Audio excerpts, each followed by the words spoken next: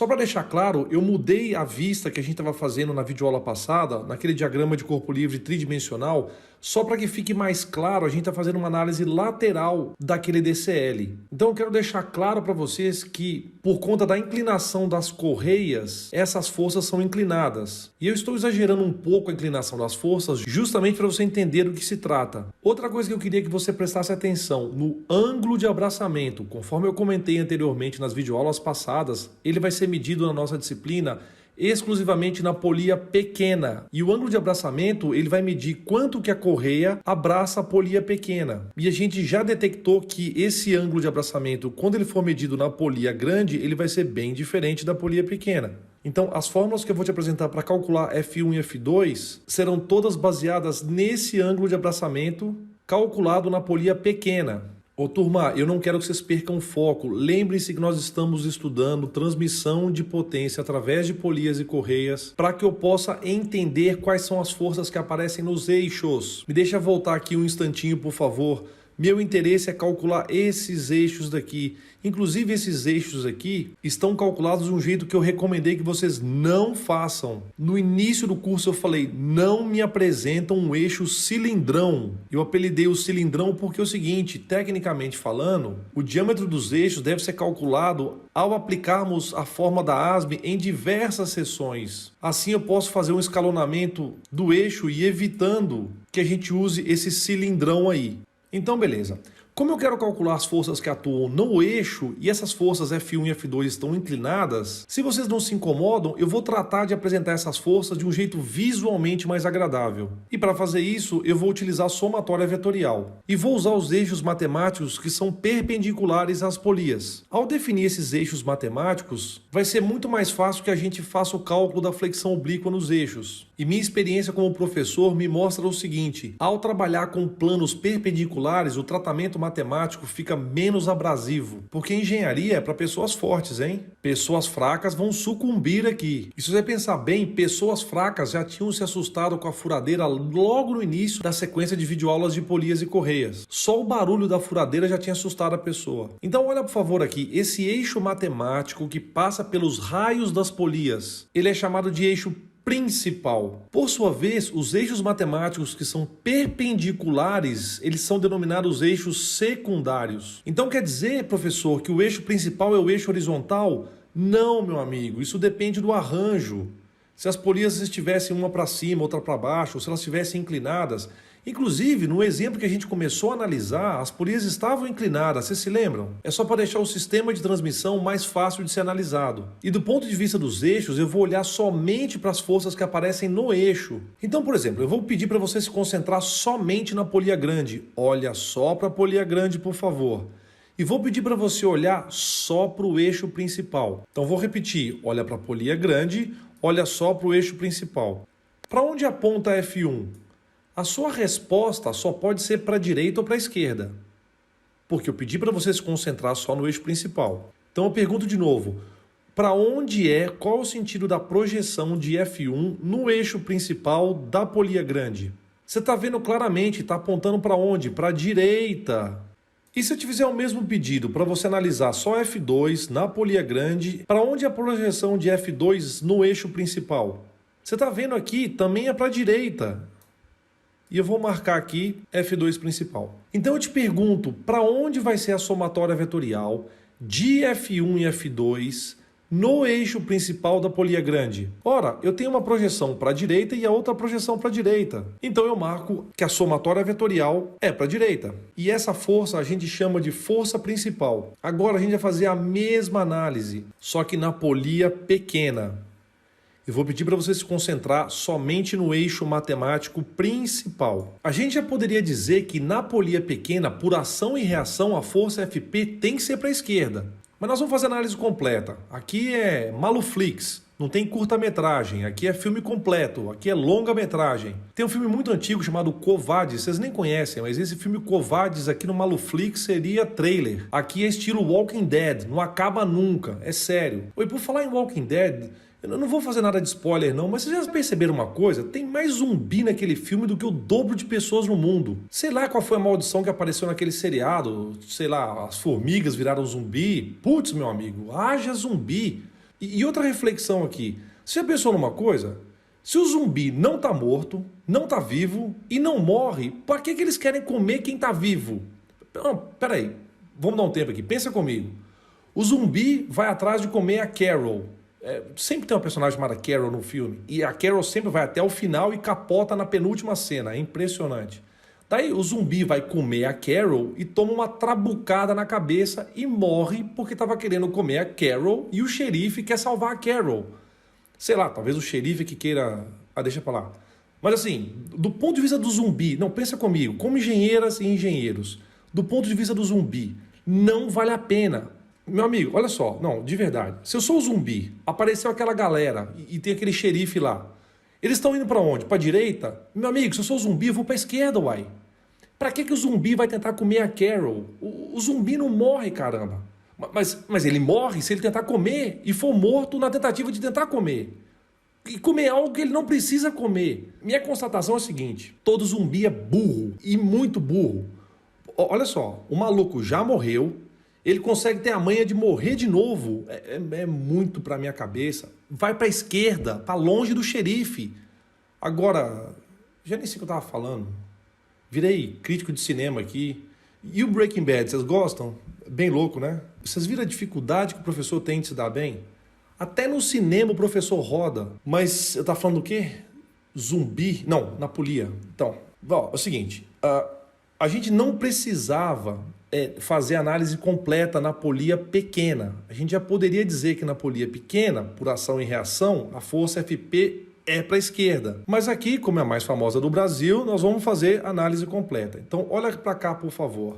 Olha só para a polia pequena, olha só para o eixo principal. Para onde aponta F1? Vocês concordam comigo que F1 aponta para a esquerda? Então, marquei aqui a projeção F1 no eixo principal. Para onde aponta F2 nessa polia? Também aponta para a esquerda. Então, para onde vai ser a somatória vetorial dessas duas forças? Tem que ser para a esquerda. Para a esquerda, para onde a desgraça do zumbi tinha que ir.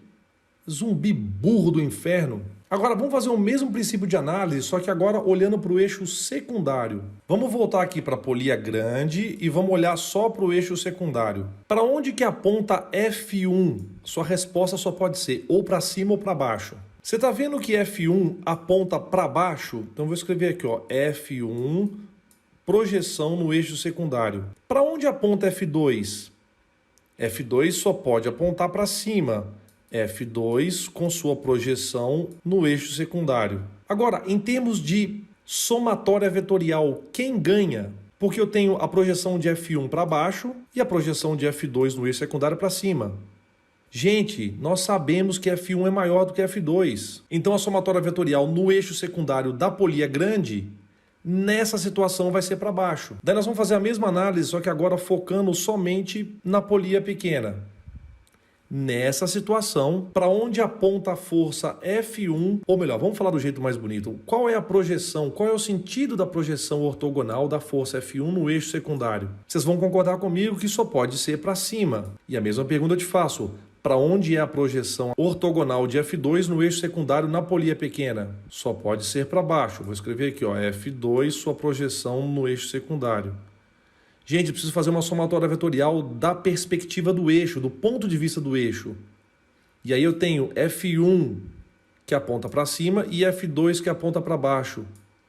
Qual é a força resultante? Obviamente só pode ser no sentido de F1, para cima. Então a gente tem Fs aqui ação, Fs aqui reação, ou vice-versa, de tal maneira que não precisaria ter feito essa análise completa, mas a gente gosta de fazer. Agora, imagine uma pessoa que acabou de chegar aqui, viu você assistindo uma videoaula, ficou interessado pela questão estética aqui e começa a analisar junto com você e fala: peraí, tô entendendo, tô manjando. A pessoa vem e te fala: em cada polia tem 4 forças. Tem essa força aqui, essa outra força aqui, essa outra força aqui e essa outra força aqui. É isso mesmo?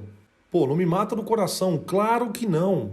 As polias têm só e somente 2 forças, F1 e F2, ponto e acabou. O que acontece é que do ponto de vista do eixo que a gente quer calcular, nós fazemos as somatórias vetoriais de F1 e F2, e eu deveria ter feito aqui o seguinte, eu deveria ter feito um diagrama de corpo livre com F1 e F2, e depois desenhar as polias de novo, e aí fazer a somatória vetorial e apresentar só FP e só FS. Então eu resumo, na polia tem duas forças apenas. E aí a gente, por causa de fazer cálculos nos eixos, para ficar mais fácil, a gente representa a ação das forças F1 e F2 através de suas projeções ortogonais nos eixos principal e secundário. E ao longo desse exercício eu falei diversas vezes nessa situação. Por quê? Porque nessa situação a rotação da polia motora era nesse sentido. Vocês se lembram que se eu mantiver essa polia como sendo a polia motora e eu trocar o sentido de rotação, a força F1 que antes era em cima passa a ser embaixo. E se isso acontecer, FP continua no mesmo sentido, a única força que muda é a FS. Agora, se eu passar para cá o elemento motor, você tem que fazer as outras análises, porque aí o sistema muda. Então, por isso que eu recomendo que vocês façam a lista de exercício que tem todas essas combinações trabalhadas lá. Então, eu quero te apresentar um resumo do que eu falei agora, colocando uma polia em cima, uma polia embaixo, agora fazendo do jeito que vocês gostam, colocando a polia motora como sendo a polia menor, e eu te apresento também as fórmulas para que vocês possam calcular F1 e F2. São essas daqui. Eu só quero deixar muito claro que F1 e F2 são calculados com as informações da polia menor. Então deixei claro aqui que o torque utilizado para calcular F1 é o torque da polia menor. E igualmente para calcular o F2 a gente usa o torque da polia menor. E obviamente eu uso o diâmetro da polia menor, tanto no cálculo do F1 quanto no cálculo do F2. Vejam, F1 e F2 nas polias pequenas são iguais a F1 e F2 nas polias grandes. A gente só fez dessa forma porque eu defini o ângulo de abraçamento na polia menor. Isso vai fazer com que o ângulo de abraçamento efetivo também seja o ângulo de abraçamento efetivo na polia menor, e por isso eu usei diâmetros da polia menor e também utilizei o torque na polia menor. Daí nessa fórmula aparece o coeficiente de atrito entre polia e correia, que fatalmente vai ser fornecido para vocês no enunciado do exercício. E aí te apresento as fórmulas para que a gente faça as somatórias vetoriais de FP e FS. Então, para manter as cores que eu utilizei na transparência passada, vocês vão perceber que FP vai sempre tender a aproximar os eixos. Obviamente, FP na polia grande é igual a FP na polia pequena. E o sentido de FS vai ser sempre dado pelo sentido de F1. Então, nessa situação, na polia grande, FS é para a esquerda e FS aqui é para a direita. E todas as vezes que vocês estiverem fazendo os diagramas de corpo livre, deixa eu te dar a recomendação de vocês sempre desenharem as forças bem exageradamente abertas. Por exemplo, F1 para cá e F2 menorzinho para cá. Digo abertas na polia pequena e exagerar no desenho dessas forças fechadas na polia grande, porque ao fazer isso, não tem como você errar as somatórias vetoriais FP e FS. Eu peço desculpas que eu esqueci de apertar o Enter para aparecer essa informação que verbalmente eu já tinha fornecido para vocês.